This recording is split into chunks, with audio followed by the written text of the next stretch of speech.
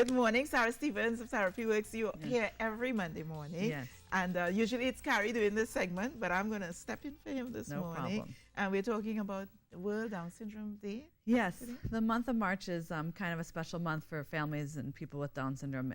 March 21st is Global Down Syndrome Awareness Day, and it's a global event meant to raise awareness and push for advocacy for individuals with Down syndrome. Yes. How does Therapy Works get involved in World Down Syndrome Day? Well, we work with we work with kids and adults across the board, people with special needs. So we do work with individuals with Down syndrome, and we're very proud that we actually employ a person with Down syndrome. Kelly, who was on the show the other day, I remember. She's our receptionist 2 afternoons a week, and really I think it's a way to show families and show individuals that despite your disability, there's a lot of things that people can bring to the table and bring to a community and to our workplace, which is a very vital part of our workplace. Do you get involved in Lots of Socks campaign and all of that? Yeah, so that is something that's run by the Down Syndrome Family Network, and hopefully you can have them on in the next 2 weeks. Yes, because they also have the Lots of Socks Found campaign, and then they have 2 days of conference, one on the 22nd here in Trinidad, and I believe the 25th in Tobago. And it's usually very dynamic every year. Yeah. So looking forward to that. How does Down syndrome affect the individual? So everyone is born with 23 pairs of chromosomes, and a person with Down syndrome has an extra or partial extra 21st chromosome. And that's something that happens in utero when they're developing.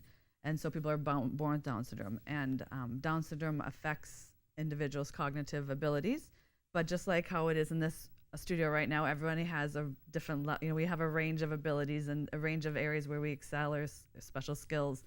And similarly, people with Down syndrome, it's a range of abilities. So the delays vary from person to person. Okay. But for therapy-wise, we look at we'll look at the fine motor and gross motor skill development and the communication.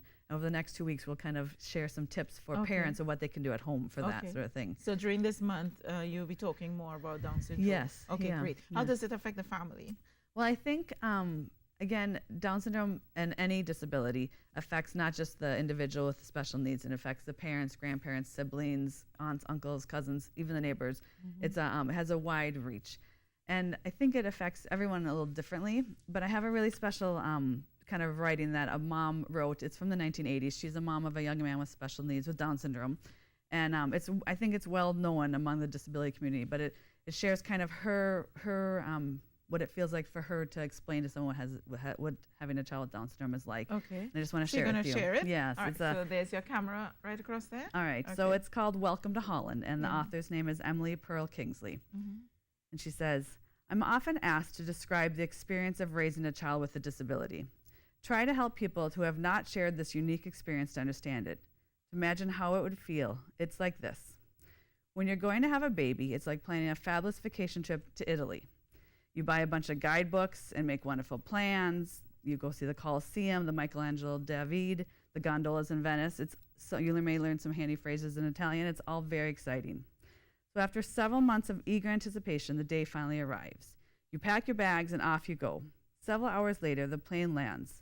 The stewardess comes in and says, welcome to Holland. Holland, you say? What do you mean Holland? I signed up for Italy.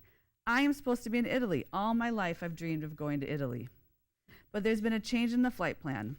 They've landed in Holland, and there you must stay. The important thing is they haven't taken you to a horrible, disgusting, filthy place full of pestilence, famine, and disease. It's just a different place. So you must go out and buy new guidebooks, and you must learn a whole new language, and you will meet a whole new group of people that you would never have met. It's just a different place. It's slower paced than Italy. It's less flashy than Italy. But after you've been there for a while and you catch your breath, you look around, and you begin to notice that Holland has windmills, and Holland has tulips, and Holland even has Rembrandts. But everyone you know is busy coming and going from Italy. They're all bragging about what a wonderful time they've had there. And for the rest of your life, you will say, yes, that is where I was supposed to go. That is what I had planned. And the pain of that will never, ever, ever go away.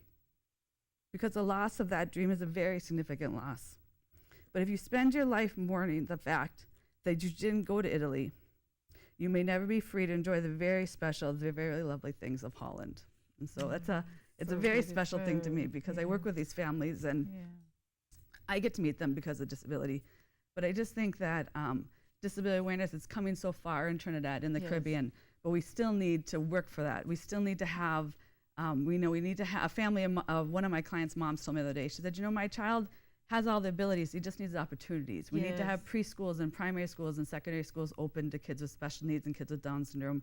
We need to have job places recognize that employing a person with a disability will improve your jobs, your workplace. As a matter of fact, IMAX actually They do. They have an individual. Yes. Down Syndrome Family Network is pushing to have a few individuals work in different places, and it's just we need.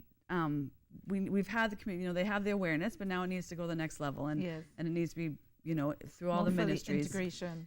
Because they really have people with disabilities have so much to teach us. And they add so much to our society. Well, we will continue to do our part here on the Now Morning Show.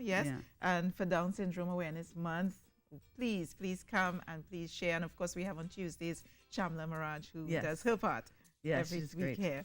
Sara Stevens, thank you so much. I want to give you a hug because I feel like you need a hug right now. I just think our families work so hard, and the kids and the adults work so hard, and we're getting there, but we have to keep pushing forward. So